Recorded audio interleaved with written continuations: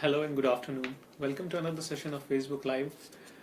Today we shall be discussing career counseling as a missing link between education and skill development, and how companies can come and help reducing that gap. Today I have with me Anandita Kargupta. She is the Chief Operating Officer of Itasha Society and a non-profit which works with providing skill development to youth from the lower income strata and help them in mentoring and guidance as well. Anandita has been working as a educator and has been in the development sector for past over decade. Welcome. So coming straight to the question, we've been discussing, there has been a lot of discussion about realizing the young demographics of India, and skill development is quite an integral aspect of that process. But within the skill development, career counseling remains quite untouched. Can you just briefly tell us how the role of career counseling in skill development? Look, career counseling is very important nowadays because though parents and students are highly conscious of the competition in education and employment arena, but then they don't actually know about the emerging careers. Right. And then we have this notion of science being the best stream, so there is an unnecessary interest and pressure from the parents as well as from the students. They want to get into science streams. But we think that it's to choose your career. I mean, it's important to choose your career rather than choosing a stream, because Right. Otherwise it becomes putting your cart before the horse.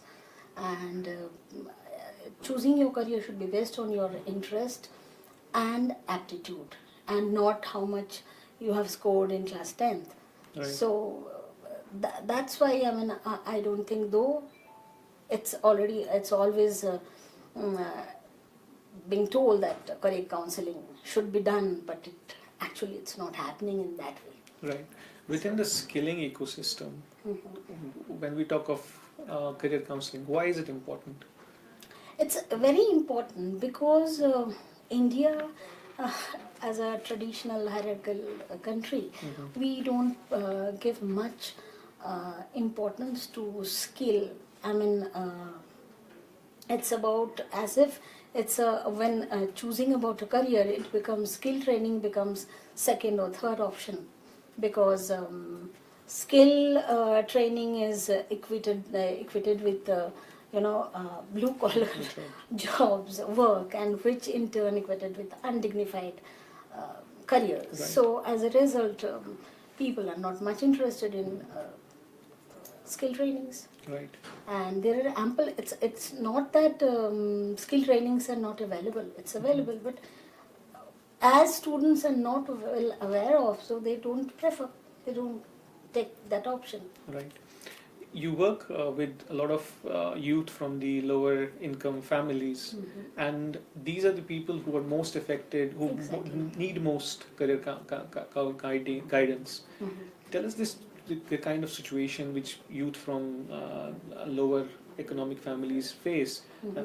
The reason, one of aspects of higher dropouts and all those things. Yeah, because that's it. Like when there is a cycle. Like when I am going to school, my parents are putting pressure on. I mean, if I talk about that strata of the society, we see a huge dropout rate, especially in girls. Because boys are being pushed for education, they don't want to go for higher education. But then in the school, though there is a mandate that every school has to have career counselor, but because of lack of resources, it's not possible. So quality guidance is not happening in school level. So they, when they drop out of the school, they are not equipped with anything as such. Right. So there are openings in the industry, but they are not getting quality skilled people. Right. So that gap is still there. So what are the usual fallouts when you don't have youth getting the right skills, and particularly with respect to women? Okay, so if I talk about general, I'll come to the women. If career guidance is not done with me, so I most of the time what happens before, as I said, that when we go for any profession, it's not because I love to do that, because for us we believe in 3P system. So where we talk about that, according you choose your profession according to your personality and potential, and also you see where you stand in the whole area, and then you choose your profession. Right. So if you don't like to do that particular work, you won't be able to, grow. Absolutely. So same way for girls. For girls, most of the time, parents are pushing them to become teachers. So it's not absolutely necessary that a girl would like to be a teacher, or they have that skills of being a teacher. So definitely they will not grow as a teacher. Right. So that's it. You talked about having the skill mismatch and skills and the economic opportunities, employment opportunities. How grave is this mismatch, or how much has been done so far to just bridge this Look, gap? lots of work is being done, but main problem is most of the time we are working with funding from company CSR. Okay. But most of the time companies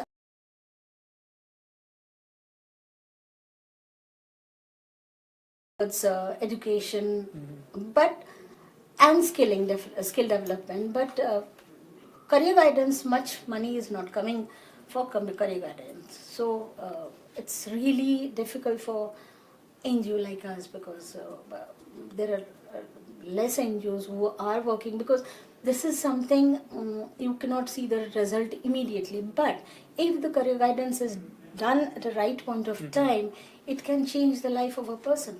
Right. So, class 10, suppose a class 10 student, he or she, whatever she scores, either schools or their parents, they tell that you take science stream or arts stream or commerce stream.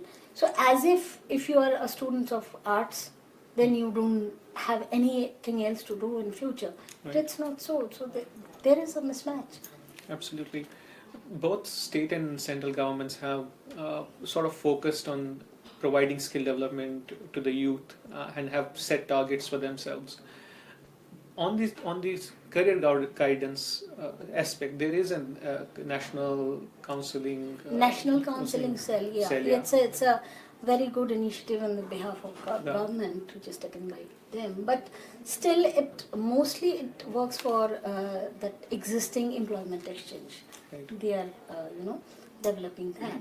So, but for schools, though again it's said that schools should have career counselors, but we don't have, as we are as Natasha we do uh, life skills training and career guidance for government schools. We are doing for government schools, but then yeah, huge number of students Right. and less number of people, qualified people. Absolutely. So there is an issue of, even though there is an focus, but do you think there is an issue of resource and Definitely, because there is very less quality counselors. Because if we talk about higher studies, colleges, they say that they have counselors, but basically they are the recruiters. So they are not properly qualified counselors, and yes, there is a lack of training on the part.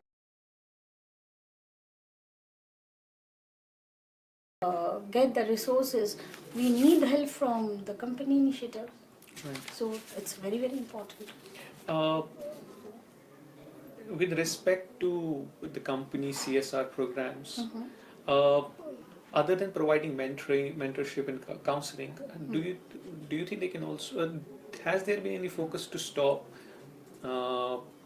sort of mobilizing people towards skill development? Because mobilization, I think, remains also a problem.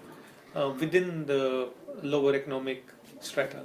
Mobilizing is a problem because still, as I say, that this kind of training program, the kind of employment they get, they still feel that it's a undignified opportunity. Right. So as a result, mobilization is a big problem. People don't because being I mean, we do training programs for this kind of people. So whenever they come to us, they will say, what kind of, if we ask them, what kind of job would you like to do in your future? They will promptly say that we would like to do some office job. And the office job for them is like, sitting in front of a computer and in an AC environment. Right. And doing jobs. So that is there in their mind. So we need to change the mindset of people. Absolutely. So that they can be, they should know that this is something we are really, it's about our dividend demography. Absolutely. The results of career counseling is not immediate. Yeah. Do you think that becomes a hindrance for many companies to focus on this aspect? Look, exactly, I would not say so, because if you are it's not that you just fund them for 1 year. If you are funding a particular counseling project for a long period of time, so if a 10th standard student is getting counseling, career guidance program, you can see the result when they're in class 12th, I mean, when they go for higher studies or whatever line they choose. So, I mean, it can be recorded. It's not that you cannot do, it's just a mindset, I would rather say. That because most of the time companies, they do run after numbers. Absolutely. So, yeah, it might slow down, I mean, their process. So, if they become a little more conscious that if they think long term, right, then definitely it can with- help us out. by skilling and giving proper guidance and mentoring to the youth, eventually it will help companies to retain these people, right? Because then they will get trained people. Absolutely. So because Itasha, where I work for, we started because we wanted to bridge the gap between that employment opportunity and manpower. Right. So if they are skilled enough, then they get good opportunities. So and that will help them to grow in their life. And if they grow as an individual, their family grows, and with family, the whole society grows. Absolutely. As a NGO, as a non-profit working on this aspect, what are the challenges you face as a non-profit? Is it about the lack of awareness, both within the companies or the larger public, or is it about the funding, resources, or having proper trainers? Where do you, professionals, what are the Well, challenges? our challenges, definitely challenge as a mindset kind of a thing, that because when we started, we were very much friendly centric. But Okay. once we started working with them, we could see that when we talk about a girl going to work, it's not about that girl who wants to, it's about the family. Right. Why family? Because most of the time they come and say, what will our relatives,